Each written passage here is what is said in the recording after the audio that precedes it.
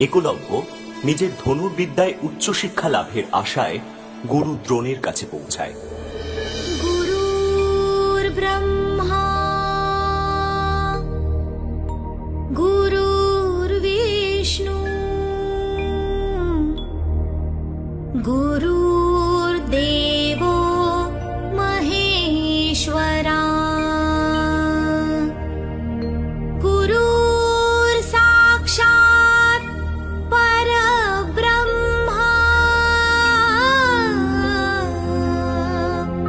তস্मै শ্রী গুরুবে নমঃ। কে তুমি বালক? আমি নিষাদরাজ হিরণ্যধনুর পুত্র একলব্য। গুরুদেব, আমি আপনার কাছে ধনুর্বিদ্যা শিখতে চাই। আমি কোন শূদ্র পুত্রকে শিক্ষা দান করতে পারবো না। তুমি এখান থেকে প্রস্থান করো। অস্ত্রগুরু দ্রোণাচার্যের কাছ থেকে প্রত্যাখ্যান পেয়ে দমে গেল না একলব্য, বরং তার শেখার আবেগ, জেদ ও ইচ্ছা বেড়েই চলল এবং সে সিদ্ধান্ত নিল যে দ্রোণাচার্যের মাটির মূর্তি বানিয়ে সে তার সামনে প্রশিক্ষণ চালিয়ে যাবে।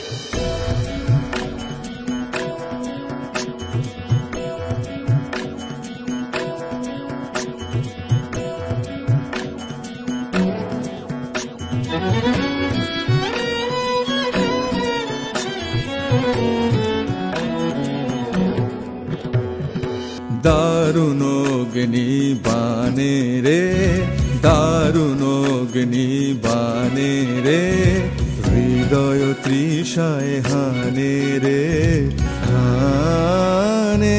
দারুণ অগ্নি বানে রে, দারুণ অগ্নি বানে রে।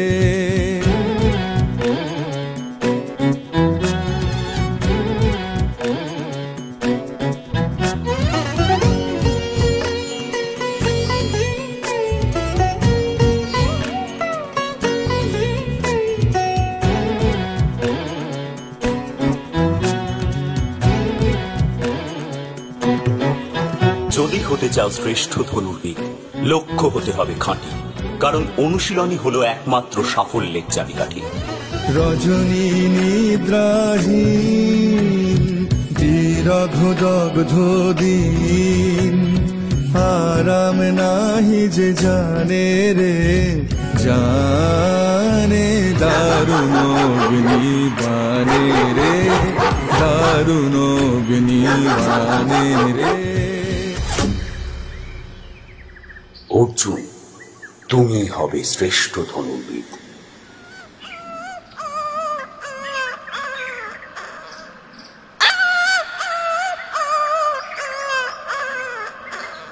এমন নিপুণ ধনুর্বিদ্যা কে পেল? প্রাণী হত্যা না করেই তার মুখ বন্ধ করে দিল। আমি করেছি এই শব্দভেদী বাণীর নিক্ষেপ। কে তোমার গুরু? আপনি গুরুদেব। কিভাবে? আমি আপনার মাটির মূর্তি তৈরি করে তার পাশেই অভ্যেস করি। অতি উত্তম। অর্জুন, তুমি হবে শ্রেষ্ঠ ধনুর্বিদ। কিন্তু আমায় গুরু মানলে তো তোমাকে গুরু দক্ষিণা দিতে হবে। কি চান আপনি গুরুদেব? তোমার ডান হস্তের বৃদ্ধা আঙুল চাই।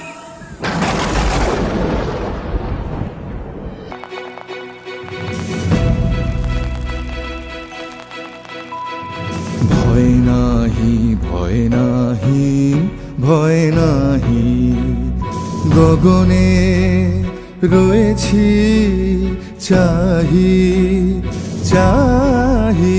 ভয় নাহি ভয় নাহি ভয় নাহি, জানি ঝঞ্ঝার বেশে দিবে দেখা তুমি এসে।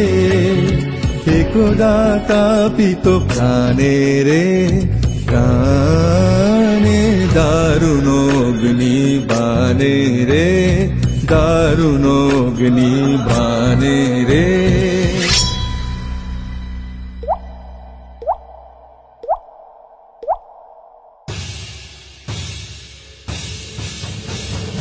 দারুণ অগ্নিবাণে রে, দারুণ অগ্নিবাণে রে, হৃদয় তৃষায় হানে রে হানে, দারুণ অগ্নিবাণে রে, দারুণ অগ্নিবাণে রে, দারুণ অগ্নিবাণে রে, দারুণ অগ্নিবাণে রে।